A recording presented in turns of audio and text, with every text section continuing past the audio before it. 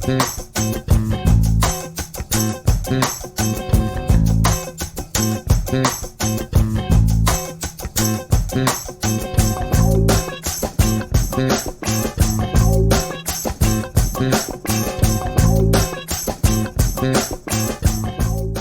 And welcome to every one. இன்றைக்கி நம்ம பார்க்கக்கூடிய டாபிக் என்ன அப்படின்னு சொல்லி பார்த்தீங்கன்னா, ஆல்ரெடி லாஸ்ட் கிளாஸில் எலக்ட்ரோஸ்டாட்டிக்ஸில் சில ப்ராப்ளம்ஸ் பற்றி பார்த்துருந்தோம்.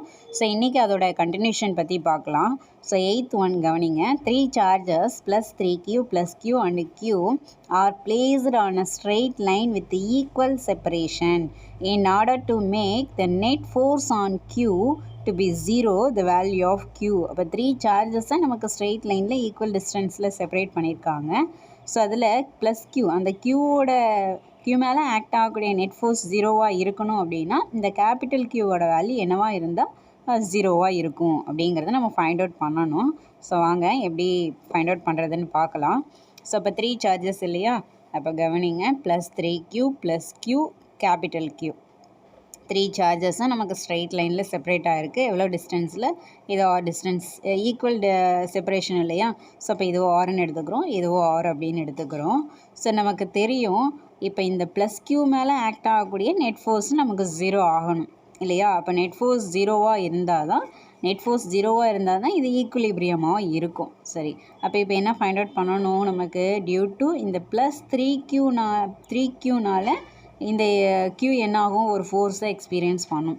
அப்போ இங்கே இருக்கக்கூடிய ப்ளஸ் 3q சார்ஜ், இங்கே இருக்கக்கூடிய ப்ளஸ் சார்ஜ். ஸோ ரெண்டுமே லைக் சார்ஜஸ் அப்படிங்கிறனால இந்த இடத்துல என்ன ஃபோர்ஸ் ஆக்ட் ஆகும்? நமக்கு ரிப்பல்சிவ் ஃபோர்ஸ் இருக்கும். அப்போ டியூ டு இந்த ப்ளஸ் 3qனால இந்த ப்ளஸ் q எக்ஸ்பீரியன்ஸ் பண்ணக்கூடிய ஃபோர்ஸ் தான் எந்த டைரக்ஷனில் இருக்கும்னா இந்த டைரக்ஷனில் இருக்கும். ஸோ தட் இஸ் எஃப் அப்படின்னு சொல்கிறோம். இந்த எஃப்ங்கிறது due to plus 3q. So அப்போ அந்த ஃபோர்ஸ் நம்ம எப்படி எழுதலாம்? F equal to K into 3, ரெண்டுமே q இல்லையா, இது 3q அது q. அப்போ 3q into q 3q squared divided by r squared அப்படின்னு எழுதலாம். ஸோ அதே மாதிரி இங்கே இருக்கக்கூடிய அதாவது இந்த q கேபிட்டல் க்யூவும் நமக்கு என்ன பண்ணும்? ப்ளஸ் க்யூவில் ஒரு ஃபோர்ஸை எக்ஸர்ட் பண்ணும். ஸோ அந்த ஃபோர்ஸு எப்படி இருக்கிறதா எடுத்துக்கிறோம் அப்படின்னு பார்த்தீங்கன்னா ரிப்பல்சிவ் ஃபோர்ஸ்.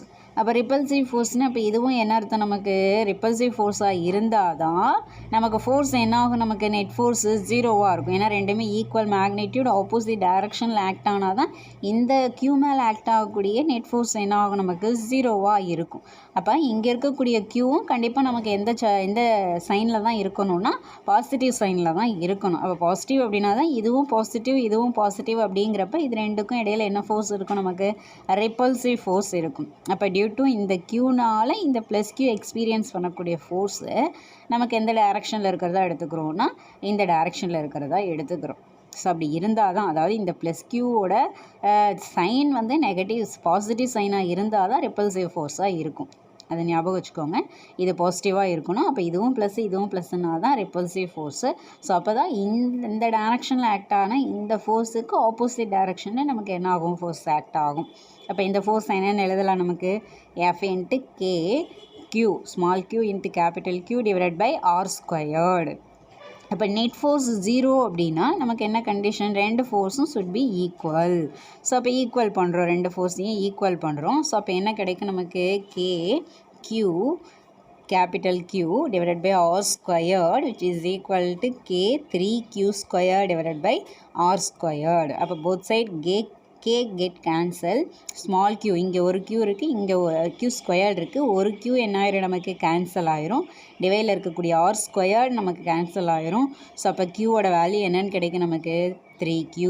இப்போ 3qவா அப்படின்னா இப்போ நமக்கு சாய்ஸில் பார்த்திங்கன்னா ப்ளஸ்லேயும் இருக்குது, நெகட்டிவ்லேயும் இருக்குது. எதை நம்ம சூஸ் பண்ணுறது அப்படின்னா, நான் வந்து ஆல்ரெடி சொன்னேன் இல்லையா, இங்கே இருக்கிறது நமக்கு கொஷின்லேயே கொடுத்துட்டாங்க, இது ப்ளஸ்ஸு இது ப்ளஸ்ஸு. அப்போ கண்டிப்பாக இதுக்கு இடையில் ரிப்பல்சிவ் ஃபோர்ஸ் தான் இருக்கும். அப்போ நம்ம இங்கேயும் நமக்கு ரிப்பல்சிவ் ஃபோர்ஸாக இருந்தால் தான் நமக்கு என்னவாக இருக்கும்? ஃபோர்ஸ் வந்து ஈக்குவல் ஆப்போசிட் டைரக்ஷனில் நமக்கு ஆக்ட் ஆகும். ஸோ அப்போ இந்த க்யூவோட சைன் நமக்கு எதுவாக தான் இருக்கணும்? பாசிட்டிவ் சைனில் தான் இருக்கணும். ஸோ அப்போ நமக்கு என்ன வேல்யூ எடுத்துக்கணும் அப்படின்னு பார்த்தீங்கன்னா Q equal to plus 3q. So இதுதான் இதோட ஆன்சர் என்ன அப்படிங்கிறது. நெக்ஸ்ட் ஒன் கவனிங்க. 9th one. 3 charged particles are placed on a straight lines as shown in figure. Q1 and Q2 are fixed, but Q3 can be moved under the action of the forces from Q1 and Q2. Q3 is in equilibrium. What is the relation between Q1 and Q2? இப்போ 3 charged particles இந்த மாதிரி என்னது straight லைனில் நமக்கு place பண்ணியிருக்காங்க. So இதில் Q1 Q2 நமக்கு fixed, Q3 என்ன அப்படி இல்லைன்னா ஆகிக்கலாம், நமக்கு மூவ் பண்ணிக்கலாம். ஸோ அப்போ இந்த Q1 Q2ஓட ஆக்ஷனால் நமக்கு Q3 என்னவா இருக்கணும் அப்படின்னு பார்த்தீங்கன்னா இஸ் இன் ஈக்குலிபிரியமாக இருக்கணும். ஸோ அப்போ Q1 Q2க்கு இடையில உள்ள ரிலேஷன் என்ன அப்படிங்கிறத நம்ம ஃபைண்ட் அவுட் பண்ணணும் இல்லையா. ஸோ அப்போ இது நமக்கு கிவனில் டயக்ராம் கொடுத்துருக்குற டயக்ராம். ஸோ இது நம்ம எப்படி எழுதலாம்? ஸோ அப்போ கவனிங்க, இது Q1 Q2 Q3 மூணுமே ஸ்ட்ரெயிட் லைனில் இருக்குது. எவ்வளோ செப்பரேஷன்னா இது எக்ஸ் டிஸ்டன்ஸ், இதுவும் நமக்கு என்னது எக்ஸ். இது நமக்கு கொஷின் அதாவது டயக்ராம்லேயே கொடுத்துருக்குறாங்க. ஸோ அதுதான் இங்கே நம்ம ரீப்ளேஸ் பண்ணி எழுதியிருக்கோம். எக்ஸு இந்த டிஸ்டன்ஸு எக்ஸுன்னு எடுத்துக்கிறோம். இப்போ நமக்கு எது இங்கே ஈக்குலிபிரியமாக இருக்கணும்னு சொல்லியிருக்காங்க அப்படின்னு பார்த்தீங்கன்னா Q3 ஈக்குலிபிரியமாக இருக்கணும்னா இந்த Q1க்கு Q2க்கு இடையில இருக்கக்கூடிய ரிலேஷன் என்ன அப்படிங்கிற ரெண்டுக்கும் ரிலேஷன் என்னங்கிறத ஃபைண்ட் அவுட் பண்ணணும். ஸோ அப்போ இந்த இடத்துல கவனிங்க, Q3 மேலே ஆக்ட் ஆகக்கூடிய ஃபோர்ஸ் வந்து நமக்கு என்னவாக இருக்கணும்? நெட் ஃபோர்ஸ் வந்து 0வாக இருக்கணும். அப்போது Q1 டியூ டு Q1னால் Q3 ஒரு ஃபோர்ஸை எக்ஸ்பீரியன்ஸ் பண்ணும். அதே மாதிரி டியூ டு Q2னால் இந்த Q3 ஒரு ஃபோர்ஸை எக்ஸ்பீரியன்ஸ் பண்ணும். அப்போ இந்த ரெண்டு ஃபோர்ஸும் நமக்கு ஈக்குவல் மேக்னிடியூட் ஆப்போசிட் டைரக்ஷனில் இருந்தது அப்படின்னா நமக்கு என்னவாக இருக்கும்? நமக்கு நெட் ஃபோர்ஸ் என்ன ஆயிரும்? 0 ஆயிரும். அப்போ ஃபோர்ஸ் நம்ம என்ன பண்ணணும்? நமக்கு ஈக்குவல் பண்ணணும். ஸோ அப்போ ரெண்டுக்கும் தனித்தனியாக ஃபோர்ஸ் ஃபைண்ட் அவுட் பண்ணி அந்த ஃபோர்ஸை ஈக்குவல் பண்ணுறோம். அப்போ ஃபஸ்ட்டு கவனிங்க, டியூ டு இந்த Q1னால் Q3 எக்ஸ்பீரியன்ஸ் பண்ணக்கூடிய ஃபோர்ஸு. ஸோ இங்கே வந்து எது பாசிட்டிவ் நெகட்டிவ்னு எதுவுமே நமக்கு கொடுக்க கிடையாது. ஸோ நம்மளாம் ஒரு கன்சிடரேஷனில் எடுத்துக்கிறோம். ஸோ இப்போ எப்படி எடுத்துக்கலாம்னு சொல்லி பாருங்கள். இங்கே இருக்கக்கூடியது அதாவது Q1 பாசிட்டிவ் எடுத்துக்கிறோம், Q3யையும் என்னென்னு எடுத்துக்கிறோம்? பாசிட்டிவ்னு எடுத்துக்கிறோம். அப்போ இந்த டியூ டு Q1னால் இந்த Q3 எக்ஸ்பீரியன்ஸ் பண்ணக்கூடிய ஃபோர்ஸ் எப்படி இருக்கும்? நமக்கு ரிப்பல்சிவ் ஃபோர்ஸ் இல்லையா. ஸோ அப்போ இது எந்த டைரக்ஷனில் இருக்கும்? இந்த டைரக்ஷனில் இருக்கும். ஸோ அப்போ அந்த ஃபோர்ஸ் எப்படி எழுதலாம்? F = K into Q1 Q3 divided by இந்த டிஸ்டன்ஸ் இங்கேருந்து இந்த சார்ஜ் இல்லையா. ஸோ இப்போ டியூ டு Q1னால் Q3 எக்ஸ்பீரியன்ஸ் பண்ணக்கூடிய ஃபோர்ஸ். அப்போ இந்த டோட்டல் டிஸ்டன்ஸ் நமக்கு வேணும். அப்போ இதுலேருந்து இது எக்ஸ் டிஸ்டன்ஸ், இது எக்ஸ் டிஸ்டன்ஸ் இல்லையா. அப்போ டோட்டல் டிஸ்டன்ஸ் நமக்கு என்னென்னு கிடைக்கும்? 2x. ஸோ இப்போ r ஸ்கொயர்டு. அப்போ இங்கே என்னது நமக்கு 2x த ஹோல் ஸ்கொயர்டு. அப்போ டியூ டு Q1னால் Q3 எக்ஸ்பீரியன்ஸ் பண்ண force, repulsive force. Okay, then at the same time நமக்கு என்னது? டியூ டு Q2 என்ன பண்ணுது? Q2 வந்து Q3 மேலே ஒரு ஃபோர்ஸை எக்ஸ்பீரியன்ஸ் பண்ணுது. அப்போது இந்த Q2ஓட சைனை நம்ம என்னென்னு எடுத்துக்கிறோம்னா நெகட்டிவ் சைனை எடுத்துக்கிறோம். நெகட்டிவ் இது ஏன் அப்படிங்கிறத லாஸ்ட்டில் நான் சொல்கிறேன். Q2 என்னன்னு எடுத்துக்கிறோன்னா நெகட்டிவ் சைன் எடுத்துக்கிறோம். அப்போ இந்த நெகட்டிவ்க்கு பாசிட்டிவ்க்கு இடையில என்ன ஃபோர்ஸ் இருக்குது? நமக்கு அட்ராக்டிவ் ஃபோர்ஸ் இருக்கும். ஸோ அப்போ அட்ராக்டிவ் ஃபோர்ஸ்னால் அது இந்த டைரக்ஷன். ஏன் அப்படின்னு பார்த்தீங்கன்னா இப்போ இது ரெண்டும் பாசிட்டிவ்னு எடுத்துட்டோன்னா நமக்கு ரிப்பல்சிவ் ஃபோர்ஸோட டைரக்ஷன் எப்படி இருக்கும் இல்லையா. அப்போ இங்கேயும் நம்ம பாசிட்டிவ் எடுத்துட்டோன்னா அப்போ இங்கேயும் ரிப்பல்சிவ் ஃபோர்ஸ் தானே. அப்போ அதோட டைரக்ஷனும் சேம் டைரக்ஷனில் இருந்தது அப்படின்னா நமக்கு நெட் ஃபோர்ஸ் 0 ஆகுமா? ஆகாது. அப்போ நமக்கு என்னது? ஆப்போசிட் டைரக்ஷனில் ஃபோர்ஸ் ஆக்ட் ஆகணும். அப்போ இது ஆல்ரெடி நம்ம பாசிட்டிவ்னு எடுத்துட்டோம். அப்போ இது நெகட்டிவ் எடுத்துட்டா தான் இது ரெண்டுக்கு இடையில இருக்கக்கூடிய ஃபோர்ஸ் என்னவாக இருக்கும்? நமக்கு அட்ராக்டிவ் ஃபோர்ஸாக இருக்கும். ஸோ அப்போ நமக்கு என்னவாக இருக்கும்? அந்த ஃபோர்ஸுக்கு இங்கே ஆக்ட் ஆன ஃபோர்ஸுக்கு இந்த ஃபோர்ஸோட டைரக்ஷன் எப்படி இருக்குன்னா ஆப்போசிட் டைரக்ஷனில் இருக்கும். ஸோ அப்போ டியூ டு Q2னால் Q3 எக்ஸ்பீரியன்ஸ் பண்ணக்கூடிய ஃபோர்ஸோட டைரக்ஷன் இப்படி இருக்கும். ஸோ அப்போ அந்த ஃபோர்ஸை நம்ம எப்படி எழுதலாம்? F = K Q2 Q3 divided by இந்த டிஸ்டன்ஸ் இல்லையா, அந்த டிஸ்டன்ஸ் என்ன? எக்ஸ். So x squared. இப்போ இந்த ஃபோர்ஸும் நமக்கு என்னவாக இருக்கணும்? ஈக்குவலாக இருக்கணும். அப்போ தான் Q3 என்னவாக இருக்கும்? நமக்கு ஈக்குலிபிரியமாக இருக்கும். அப்போ இது ரெண்டையும் ஈக்குவேட் பண்ணி Q1 Q2ஓட ரிலேஷன் என்ன அப்படிங்கிறத நம்ம ஃபைண்ட் அவுட் பண்ணுறோம். ஸோ அப்போ ஈக்குவல் பண்ணும்போது பாருங்கள், F = K into Q2 Q3 divided by x square, which is equal to K into Q1 Q3 divided by 4x square. அப்போ both side K get cancel, Q3 get cancel, x squared get cancel. So Q2 equal to Q1 divided by 4னு கிடைக்கும். From this நமக்கு Q1 equal to என்னன்னு எழுதலாம்? 4Q2 அப்படின்னு எழுதலாம். அப்போது இந்த இடத்துலையும் நம்ம ஒன்று கவனிக்கணும்.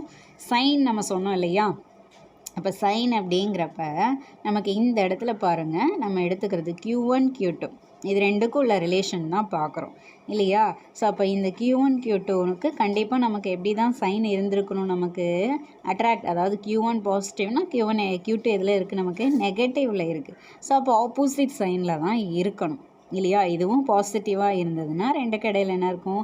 Repulsive force. அப்போ ரெண்டுமே சேம் டைரக்ஷனில் இல்லையா ஃபோர்ஸ் எக்ஸர்ட் பண்ணும். ஸோ அப்போ சேம் டைரக்ஷன்னா நமக்கு நெட் ஃபோர்ஸ் என்ன ஆகாது? 0 ஆகாது.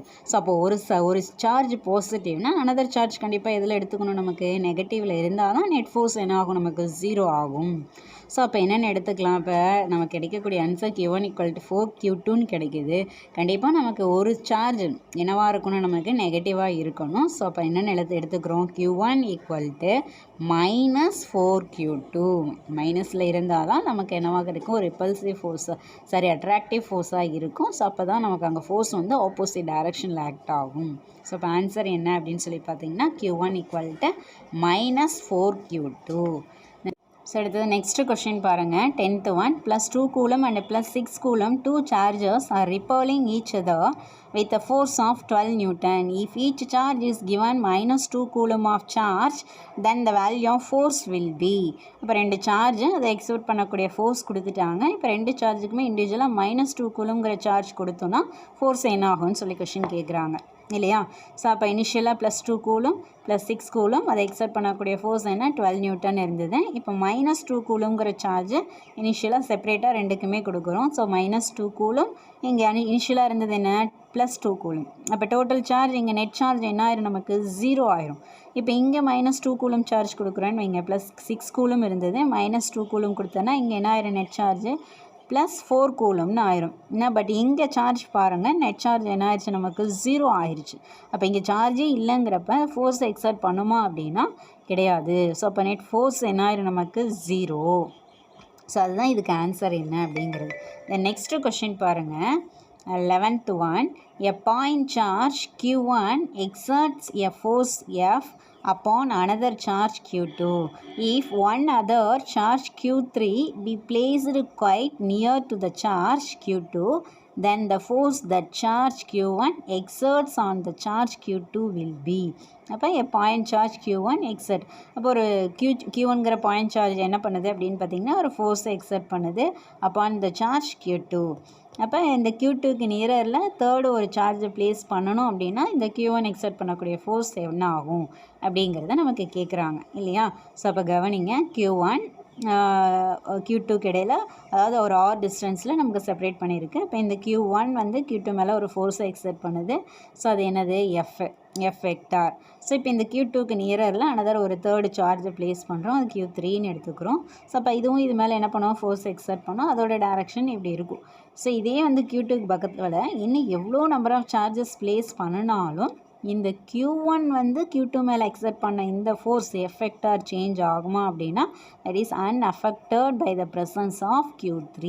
ஸோ அப்போ எவ்வளோ நம்பர் ஆஃப் சார்ஜஸ் வச்சாலும் அந்த சார்ஜஸ்னால இந்த Q1 இந்த Q2 மேலே எக்ஸர்ட் பண்ணக்கூடிய ஃபோர்ஸ் நமக்கு சேஞ்ச் ஆகும்னா that is does not change, remains same அப்படின்னு சொல்லுவோம். நம்ம ஆல்ரெடி இதை வந்து சூப்பர் பொசிஷன் பிரின்சிபல்லையே பார்த்துருக்கோம். ஸோ அந்த பிரின்சிபல் பேஸ் பண்ணி தான் இங்கே நம்ம சொல்கிறது. ஸோ அப்போ இங்கே என்ன ஆகும்? நமக்கு ஃபோர்ஸ் என்ன ஆகாது? சேஞ்ச் ஆகாது. ஸோ இப்போ ஆன்சர் என்ன தான்? அதே ஃபோர்ஸ் தான் எக்ஸர்ட் பண்ணணும். ஸோ அப்போ என்னது? எஃப் அப்படிங்கிறது. தென் நெக்ஸ்ட் கொஷின் பாருங்கள். 3 equal charges Q are placed at the corners of an equilateral triangle. The force on a fourth charge Q kept at the centroid of this triangle is. அப்போ ஒரு ட்ரையாங்கிளில் நமக்கு என்னது? 3 charges வந்து place ஆகிருக்கு. அது 3மே என்னது? Equal charges. So அப்போ அந்த 3 ட்ரையாங்கிளோட சென்ட்ராய்டில் ஒரு Qங்கிற சார்ஜை ப்ளேஸ் பண்ணணும் அப்படின்னா ஸோ அந்த சார்ஜ் மேலே ஆக்ட் ஆகக்கூடிய ஃபோர்ஸ் என்ன அப்படிங்கிறத கால்குலேட் பண்ணணும். ஸோ அப்போ இங்கே கவனிங்க, இது ஒரு ட்ரையாங்கிள். ஸோ ட்ரையாங்கிளுக்கு அப்போ இது சார்ஜ் இங்கே சார்ஜ் ப்ளேஸ் ஆகிருக்கக்கூடிய சார்ஜ் Q, இங்கே Q. அப்போ இது 1ன்னு எடுத்துக்கிறோம், இது 2ன்னு எடுத்துக்கிறோம், இது 3ன்னு எடுத்துக்கிறோம். ஸோ அப்போ இங்கே சென்ட்ராய்டில் நம்ம என்ன பண்ணுறோம்? அனதர் ஃபோர்த் ஒரு சார்ஜை ப்ளேஸ் பண்ணுறோம், தட் இஸ் Q அப்படிங்கிறது. ஸோ அப்போ இந்த Q மேலே ஆக்ட் ஆகக்கூடிய ஃபோர்ஸ் தான் நம்ம ஃபைண்ட் அவுட் பண்ணணும். அப்போ கவனிங்க, இங்கே இருக்கக்கூடிய Q இந்த Q மேலே ஒரு ஃபோர்ஸை எக்ஸர்ட் பண்ணும். அப்போ இது 1ன்னு எடுத்துட்டோம் இல்லையா? ஸோ அப்போ இது மேலே ஆக்ட் பண்ணக்கூடிய ஃபோர்ஸோட டைரக்ஷன் ரெண்டுமே எப்படி இருக்கும்? Repulsive force. அப்போ டைரக்ஷன் எப்படி இருக்கும்? இப்படி இருக்கும். F1 எடுத்துக்கிறோம். அதே மாதிரி இந்த Q மேலே எக்ஸர்ட் பண்ணக்கூடிய ஃபோர்ஸ் F2 இந்த டைரக்ஷன். ஸோ அதே மாதிரி இந்த Q மேலே எக்ஸர்ட் பண்ணக்கூடிய ஃபோர்ஸ் வந்து F3 இந்த டைரக்ஷன். ஸோ அப்போ இந்த F2வும் F3யும் பார்த்தீங்க அப்படின்னு பார்த்தீங்கன்னா இந்த டைரக்ஷனில் இருக்கு இல்லையா? இப்படி இருக்குது. F1 பார்த்திங்கன்னா இந்த மாதிரி ஸ்ட்ரெயிட் லைனில் இருக்குது. நமக்கு அடிஷன் சப்ராக்ஷன் வந்து ஈஸியாக சேம் டைரக்ஷன் ஆப்போசிட் டைரக்ஷனாக இருந்தால் போட்டுடலாம். ஸோ இப்படி இருக்கிறத நம்ம ஆட் பண்ணணும் அப்படின்னா அதாவது வெக்டரோட அடிஷன் மெத்தடை நம்ம யூஸ் பண்ணணும். ஸோ அப்போ இந்த 2 ஃபோர்ஸுக்கும் எடுத்துட்டிங்கன்னா ரிசல்டன்ட் ஃபைண்ட் அவுட் பண்ணணும். அந்த ரிசல்டன்ட் ஃபோர்ஸோட டைரக்ஷன் எப்படி இருக்குன்னு பார்த்திங்கன்னா இந்த டைரக்ஷனில் இருக்கும். ஸோ இந்த 2 ஃபோர்ஸோட ரிசல்டன் எப்படி இருக்கும்னு பார்த்திங்கன்னா இந்த டைரக்ஷனில் இருக்கும். தட் இஸ் 2க்கும் 3க்கும் நம்ம ரிசல்டன் எடுத்தோம்னா இந்த டைரக்ஷனில் இருக்கும். ஸோ அப்போ இதோ 2ஓட ரிசல்டண்டும் இந்த F1 நமக்கு பார்த்திங்கன்னா ஈக்குவல் மேக்னிடியூட் ஆப்போசிட் டைரக்ஷனில் இருக்கும். ஸோ அப்போ இந்த 2 ஃபோர்ஸும் நமக்கு என்ன ஆயிரும், கேன்சல் ஆயிரும். ஏன்னா எல்லா சார்ஜுமே சேம் மேக்னிடியூடில் தான் இருக்குது, எல்லாமே சென்ட்ராயில் தானே பிளேஸ் ஆகிருக்கு. ஸோ அப்போ ஈக்குவல் டிஸ்டன்ஸ் தான். ஸோ அப்போ ஃபோர்ஸோட magnitude equal but opposite direction அப்படிங்கிறனால நமக்கு என்ன ஆயிரும், கேன்சல் ஆயிரும். ஸோ அப்போ நெட் ஃபோர்ஸ் என்ன ஆயிரும் நமக்கு, acting on the charge Q, 4th charge மேலே ஆக்ட் ஆகக்கூடிய ஃபோர்ஸ் என்ன ஆயிரும் நமக்கு 0.